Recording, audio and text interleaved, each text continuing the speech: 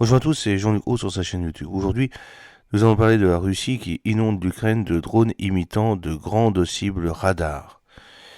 Alors, sur une des photos, vous avez donc un drone récupéré du réservoir de Kiev et lancé par les forces russes qui a attiré l'attention des chercheurs militaires ukrainiens. Selon certaines informations, le drone serait un leurre coûtant entre 1000 et 1300 dollars. Après avoir été récupéré, le drone a été démonté et analysé par les experts ukrainiens. Ce qui a suscité l'intérêt des chercheurs, c'est l'absence d'ogive. À la place, le drone était équipé d'une sphère imprimée en 3D, à moitié enveloppée dans du papier aluminium. Il s'agit d'une lentille de Lunenberg, une sorte de leurre radar qui trompe les systèmes de défense aérienne ukrainiens. La sphère à moitié enveloppée dans du papier aluminium est interprétée par le radar comme une cible aérienne beaucoup plus grande.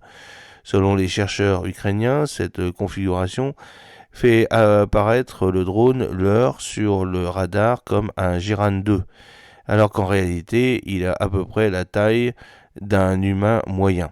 En comparaison, un drone Giran 2 coûterait entre 20 000 dollars, mesurait un peu plus de 3,5 mètres de long avec une envergure de 2,5 mètres. D'un poids d'environ 200 kg, il transporterait une charge utile composée d'une ogive de 40 à 50 kg.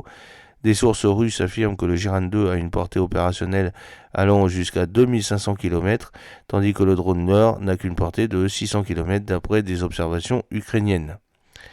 Alors, les images qui circulent sur Internet montrent que le leurre est relativement léger, une seule personne étant capable de porter sur son épaule. Ce n'est un secret pour personne que les deux camps en guerre utilisent depuis plus d'un an et mis des drones fabriqués à partir de matériaux légers comme le carton, le papier d'aluminium perforé et le carton alvéolé. Ces matériaux peu coûteux permettent de créer des drones de type kamikaze qui peuvent être utilisés au combat tout en maintenant des coûts très bas.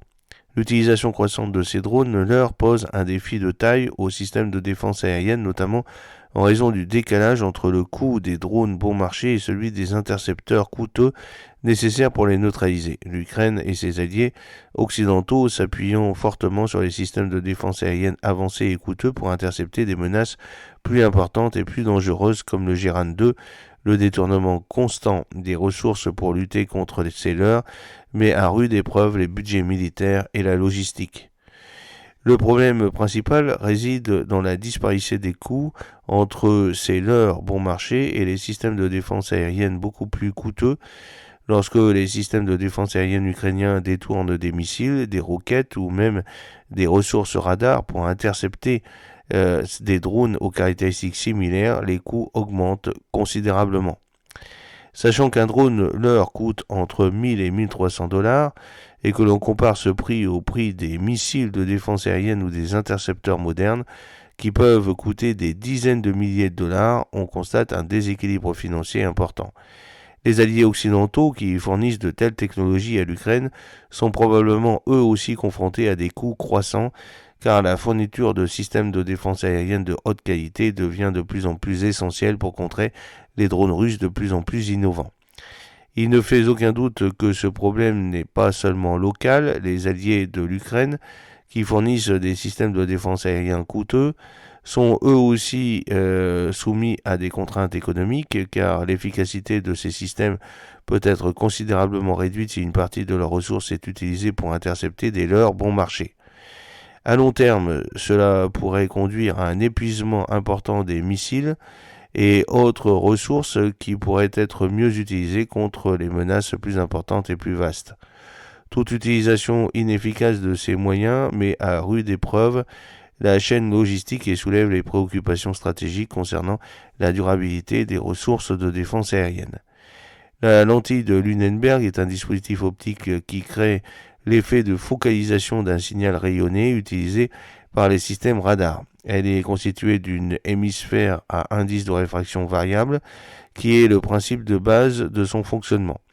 Cet élément est conçu pour manipuler les ondes radio de manière à ce qu'elles soient réfléchies d'une manière spécifique, créant l'illusion d'une cible beaucoup plus grande que l'objet réel. Alors vous avez des petites vidéos qui expliquent, des petits documents qui expliquent leurs principes de fonctionnement et comment les fabriquer. Alors la technologie de la lentille de Lunenberg utilise la propriété physique des matériaux ayant un indice de réfraction variable et son objectif est de manipuler la façon dont les ondes sont réfléchies et se propagent après avoir rencontré l'objet. Les systèmes radars déterminent généralement la taille d'une cible en analysant les ondes radio réfléchies et en les comparant à des modèles connus de différents types d'objets. Ces informations leur permettent de classer les cibles par taille et par niveau de menace. La lentille de Lunenberg, grâce à ses propriétés optiques, fait apparaître les ondes radio comme si elles provenaient d'un objet de taille et de forme différentes.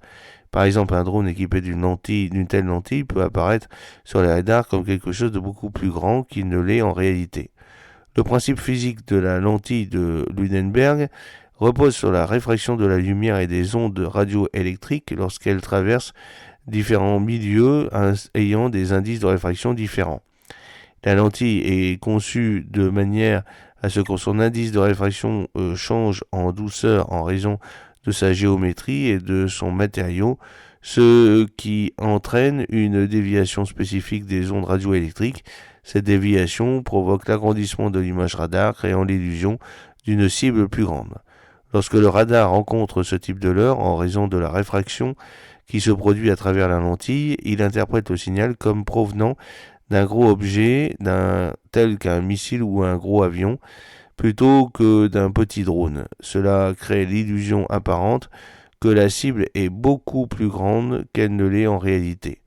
La lentille affecte non seulement la taille de la cible, mais peut également modifier l'angle de réflexion du signal, masquant ainsi davantage la véritable nature de l'objet. Ces caractéristiques de la lentille de Lunenberg rendent les leurres qui en sont équipés très efficaces contre les systèmes radars.